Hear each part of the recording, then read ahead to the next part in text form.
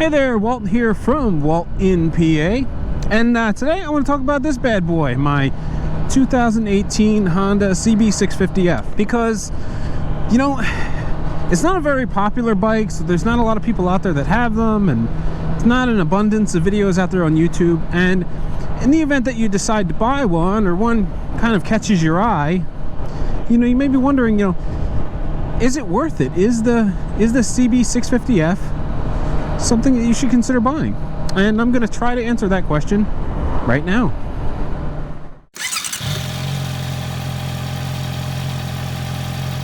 Now, in order to answer this question, I think I need to give you a little bit of backstory. So I started riding lots of years ago, quite a few years ago. I actually took the MSF course when I was in my late teens, early 20s. Rode for a couple of years, and then life changed. My wife and I decided that we were going to have a child, and with a baby on the way, you know, came that pre-child paranoia where you want to mitigate risk and be the best parent you can be. So I decided to get rid of my then Suzuki GS450 and just kind of put riding motorcycles on the back burner. Fast forward 10 to 12 years, I decided that I wanted to get back into motorcycles, and I wasn't sure what I wanted to buy. Now, I know that I didn't want to go the 300cc route. I mean, 10 years, over a decade of being away from motorcycles, it pretty much deteriorates all your skills. You know, if you think not riding over the course of a winter makes you rusty, try not doing it for a decade. It's like starting all over again. And I took that mentality. I wanted to take an MSF course. At the time, Pro Rider had taken over Pennsylvania, and they had a returning rider course that I really wanted to take. Unfortunately, this is when COVID was happening, or COVID was in its infancy, and everything was shut down, and training courses became non-existent. And I decided that I didn't want to wait around for everything to return to normal before I was able to get back on a motorcycle. So I started doing my research, and I knew that whatever I bought, I was going to have to reteach myself how to ride. So my first question to myself was, should I start at the very, very beginning and buy a 300? You know, it'll be underpowered, but it is the quintessential beginner bike. You know, is this the right direction for me? And it didn't take long for me to scrap that idea, because 300 is very small, and because I had experience, I felt like it would come back to me faster than a brand new rider had never ridden before. So I quickly dismissed the 300cc range, and I was looking at 500s. I was actually looking at a CB550F because I thought that was a really good starting place. But thinking back to my early years, I didn't want to feel like I was going to outgrow the bike in a riding season, which is what happened with my GS450. So I was really torn. I knew that a 500cc was a good size for a returning rider, but I was concerned that it was going to be a little bit too small. And that's when I opted to look at the middleweight class, the 650s. Now, I looked at the SV650 from Suzuki, the Yamaha MT-09, and this bad boy, the Honda CB650. At the time, I was looking at the R, only the R wasn't in my budget because I had set a price range and I knew what I wanted. And I ultimately decided on the Honda because it's an inline 4, which means that it doesn't have the torque that the MT-07 has, and I thought it would be less prone to, you know, an over-eager flick of the wrist.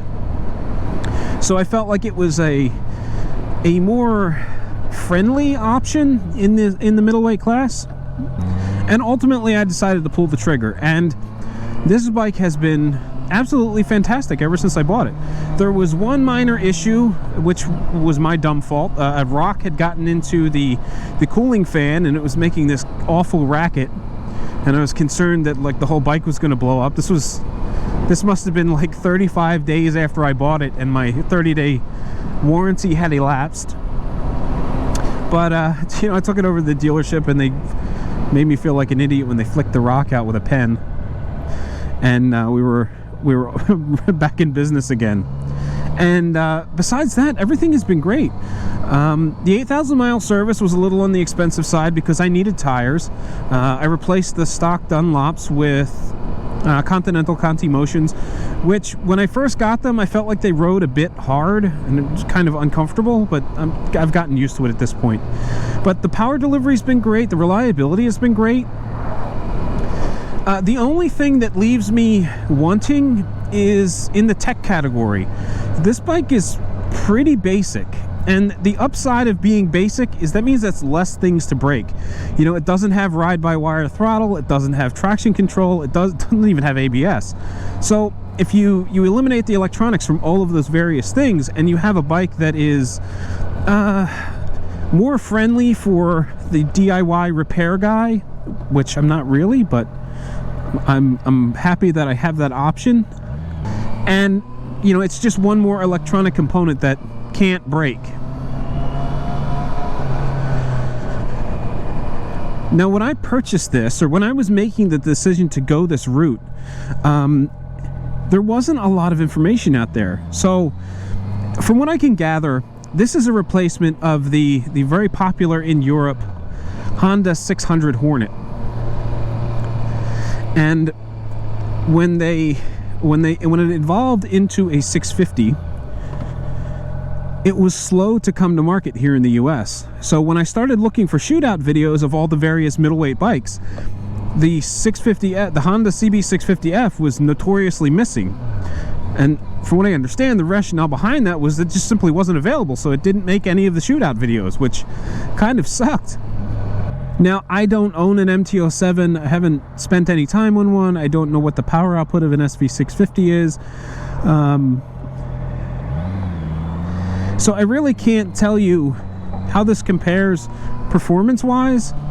I think the manual says the power output is like, I don't know, 90 horsepower, which is more than enough for what I do with it. I spend a lot of time on back roads, and it goes much faster than I need it to on a little 35-40 mile an hour road.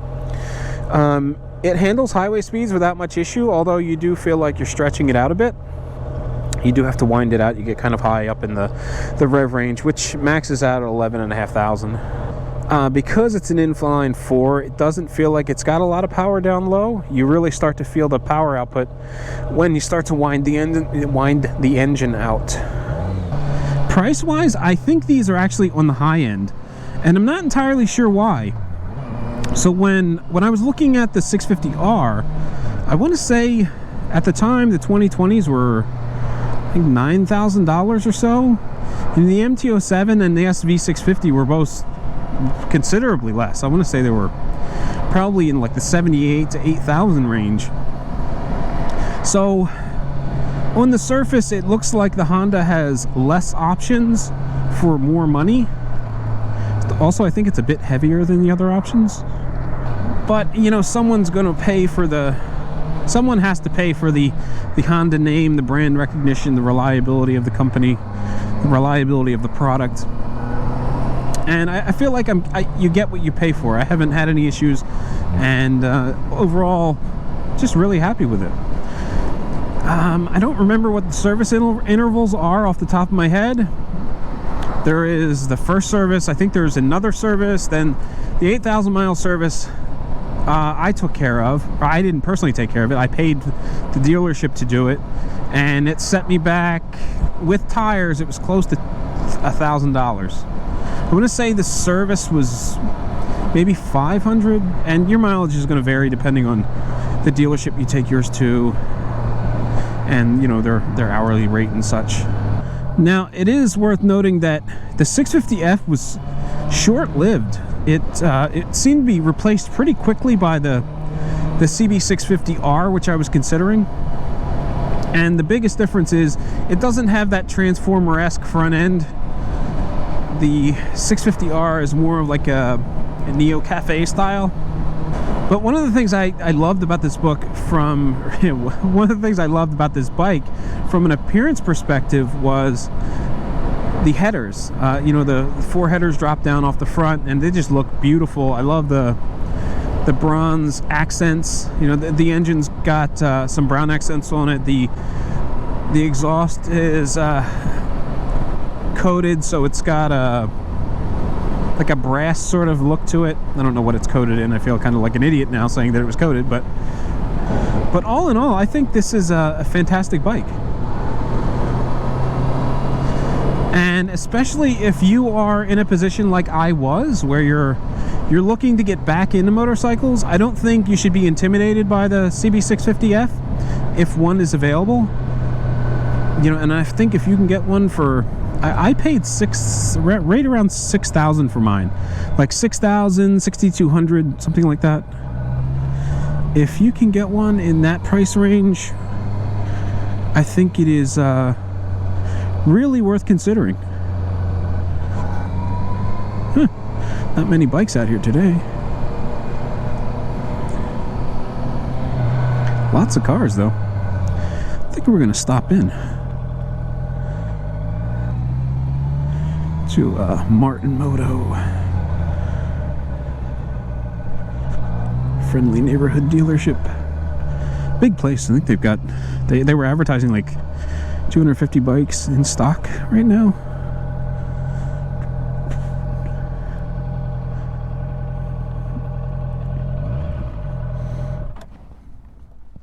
A little longer than a few minutes later. Oh, sorry about that. Got a little lost track of time. So many bikes to look at. So many choices. So anyway, the Honda CB650 is a really great bike, and it's not something that you should be intimidated by. I mean, your aftermarket options may be a bit limited because, again, it's a bike that, you know, was quickly replaced by the R, although a lot of the parts are interchangeable. You know, aftermarket accessory wise, but a really good bike that has served me well for a very, very long time. Ride safe, and I will catch you in the next one.